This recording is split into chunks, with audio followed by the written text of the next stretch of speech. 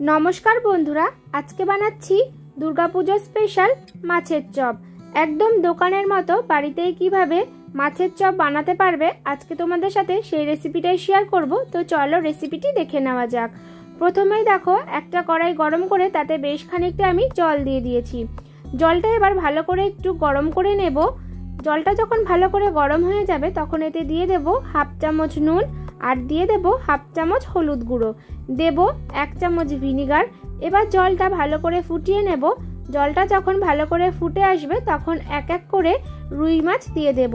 আর এখানে আমি রুই মাছ ব্যবহার করছি, তো তোমরা চাইলে কিন্তু কাতলা মাছও ব্যবহার করতে পারো। এবার গ্যাসের ফ্লেমটা হাইতে করে রেখে মাছটা আমি 5 থেকে 7 মিনিট মতো সিদ্ধ করে নেব। 5 থেকে 7 মিনিট পর ঢাকনা খুলে নেব। ঢাকনা খুলে নিয়ে মাছগুলো একটু উল্টে দেব। মাছগুলো উল্টে দেওয়ার পর আরও 2 মিনিট মতো একটু সিদ্ধ করে নেব। মাছগুলো সিদ্ধ করতে আমার প্রায় ওই 10 মিনিট মতো সময় লেগেছে। তো দেখো মাছগুলো আমার সিদ্ধ হয়ে গেছে। এবার এক এক করে মাছগুলো তুলে নেব। আমি এখানে রুই মাছের পেটি ব্যবহার করছি, তো তোমরা চাইলে কিন্তু পিঠের দিকের মাছও ব্যবহার করতে পারো। পেটের দিকের মাছ ব্যবহার করার ফলে কিন্তু মাছের কাটা ছাড়াতে খুবই সুবিধা হয়। তো দেখো এবার মাছগুলোকে আমি ভালো করে ঠান্ডা করে নিয়েছি। মাছগুলো যখন ভালো করে ঠান্ডা হয়ে গেছে তখন এক এক করে আমি মাছের কাঁটাগুলো বেছে নেব। খুব ভালো করে কিন্তু মাছের কাঁটাগুলো বেছে নিতে হবে। তো দেখো আমার কিন্তু খুব ভালো করে মাছের কাঁটাগুলো বেছে নেওয়া হয়ে গেছে। এবার কড়াই গরম করে তাতে দিয়ে দেব বেশ খানিকটা সরষের তেল। তোমরা চাইলে কিন্তু সাদা তেলেও রান্নাটা করতে পারো। তো তেলটা ভালো করে গরম হয়ে যাওয়ার পর এখানে আমি 2টো মিডিয়াম সাইজের পেঁয়াজ কুচি দিয়ে দেব। পেঁয়াজটা একটু ভাজা ভাজা করে নেব, খুব বেশি লালচে করে ভাজবো না। হালকা যখন একটু ভাজা হয়ে যাবে, পেঁয়াজের কালারটা একটু হালকা চেঞ্জ হবে, তখন এর মধ্যে দিয়ে দেব 2 চামচ মতো রসুন কুচি আর দেব 1 চামচ আদা কুচি। তোমরা চাইলে এখানে আদা রসুন বাটাও ব্যবহার করতে পারো, তবে মাছের চপ করার ক্ষেত্রে আদা রসুন কুচিটা ব্যবহার করলেই বেশি কিন্তু টেস্টটা ভালো হয়। পেঁয়াজ আদা রসুন যখন ভালো করে ভাজা ভাজা হয়ে যাবে তখন এর মধ্যে দিয়ে দেব 1 চামচ ধনিয়া গুঁড়ো, 1 চামচ জিরে গুঁড়ো, 1 চামচ কাশ্মীরি লঙ্কা গুঁড়ো আর সামান্য জল দেব কিন্তু অল্প একটু হলুদ গুঁড়ো দিয়ে এবার সব কিছু খুব ভালো করে মিশিয়ে নেব। আর মশলাটা খুব ভালো করে কষিয়ে নেব। তোমরা চাইলে কিন্তু এখানে লঙ্কার গুঁড়ো ব্যবহার করতে পারো। তো দেখো মশলাটা কিন্তু আমার ভালো করে কষানো হয়ে গেছে। এবার মশলার মধ্যে কাটা ছাড়ানো মাছটা দিয়ে দেব। এবার এই মাছের পুরটা মশলার সাথে খুব ভালো করে মিশিয়ে নেব।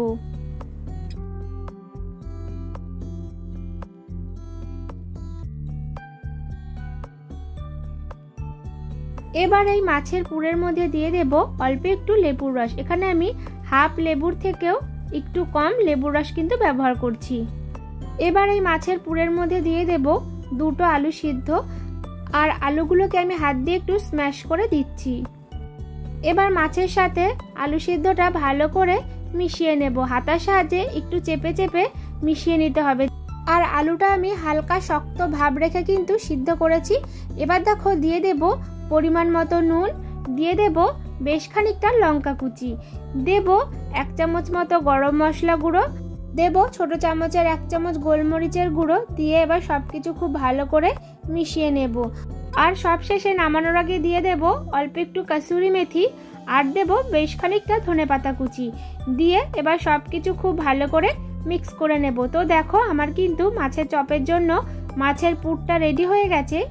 এবার মাছের পুরটা একটা থালার মধ্যে ঢেলে নেব, দিয়ে এবার মাছের পুরটা একটু ঠান্ডা করে নেব। যখন মাছের পুরটা ঠান্ডা হয়ে যাবে তখন এক এক করে আমি মাছের চপগুলো গড়ে নেব। তো মাছের চপ গড়ার সময় তোমরা কিন্তু সম্পূর্ণ তোমাদের নিজেদের পছন্দ মতো শেপ দিতে পারো। আর আমি এখানে প্রথমে মাছের পুরের কিছুটা অংশ নিয়ে বলের আকারে গড়ে নিয়ে তারপর 2 হাতের তালুর সাহায্যে মাছের চপগুলো কিন্তু গড়ে নিয়েছি। তো দেখো আরও একটা তোমাদের বানিয়ে দেখাচ্ছি।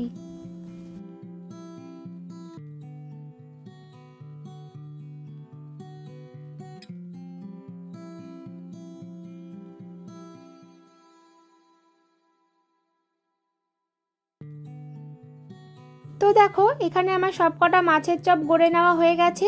এবার একটা বাটির মধ্যে দিয়ে দেব 1 চামচ ময়দা, দেব 2 চামচ কর্নফ্লোর, এরপর দেব সামান্য পরিমাণ গোলমরিচের গুঁড়ো আর অল্প জল দিয়ে একটা ময়দা স্লারি রেডি করে নেব। আর এখানে কিন্তু আমি সামান্য পরিমাণ নুনও ব্যবহার করেছি। আর এই ময়দা স্লারিটা খুব বেশি ঘনও হবে না, আবার খুব বেশি পাতলাও হবে না। এখানে আমি মাছের চপ গড়ার জন্য নিয়েছি বিস্কিটের গুঁড়ো আর নিয়েছি একটু কর্নফ্লোর। এবার মাছের চপগুলোকে ফার্স্টে কর্নফ্লোরে কোট করে নেব। ভালো করে কর্নফ্লোরে কোট করে নেওয়ার পর যে ময়দা আর কর্নফ্লাওয়ারের স্লারিটা রেডি করেছিলাম তার মধ্যে ডিপ করে নেব। ডিপ করে ভালো করে বিস্কিটের গুঁড়োতে কোট করে নেব। আর আমি এই মাছের চপগুলোকে যেহেতু ডাবল কোট করব, তার জন্য আবারও বিস্কিটের গুঁড়োতে কোট করে নেওয়ার পর যে কর্নফ্লোর আর ময়দা স্লারিটা রেডি করে রেখেছিলাম তার মধ্যে ডিপ করব। ডিপ করে আবারও আমি বিস্কিটের গুঁড়ো ভালো করে কোট করে নেব। আর তোমরা চাইলে বিস্কিটের গুঁড়োর বদলে কিন্তু ব্রেড ক্রামও ব্যবহার করতে পারো। তো দেখো এখানে আমার একটা মাছের চপ রেডি করে নেওয়া হয়ে গেছে। ওই একই রকমভাবে আমি বাকি মাছের চপগুলো করে নেব। তো দেখো আরও একটা মাছের চপ আমি গড়া তোমাদের দেখাচ্ছি।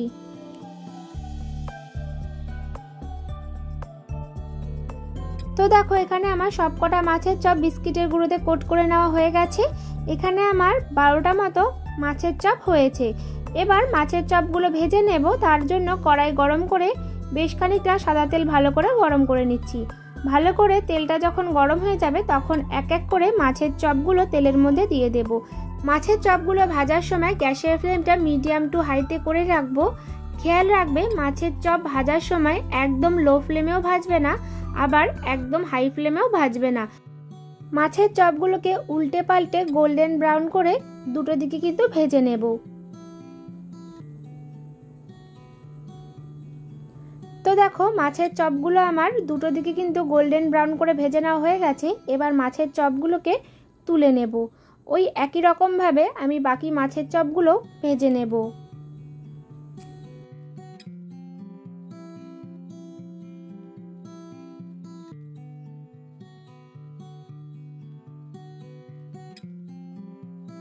তো দেখো আমার সবকটা মাছের চপ কিন্তু ভেজে নেওয়া হয়ে গেছে। এবার একটা প্লেটের মধ্যে আমি সার্ভ করে নেব। আর এই মাছের চপটা আমি পেঁয়াজ, সস আর কাসুন্দির সাথে সার্ভ করছি। তো আজকে তোমাদের এই রেসিপিটি কেমন লাগলো অবশ্যই কিন্তু কমেন্ট করে জানাতে ভুলো না। আর এই মাছের চপগুলোর ওপরে আমি অল্প একটু চাট মশলা আর একটু বিট লবণও কিন্তু ছড়িয়ে দেব। তো আজকে তোমাদের এই মাছের চপের রেসিপিটি ভালো লেগে থাকলে চ্যানেলটা অবশ্যই করে লাইক, শেয়ার, সাবস্ক্রাইব করে দিও। আর এই মাছের চপটা খেতে কিন্তু দোকানের থেকে যথেষ্ট ভালো হয়। তো আজকের মতো বিদায় বন্ধুরা, আবারও দেখা হবে নতুন কোনো রেসিপির সাথে।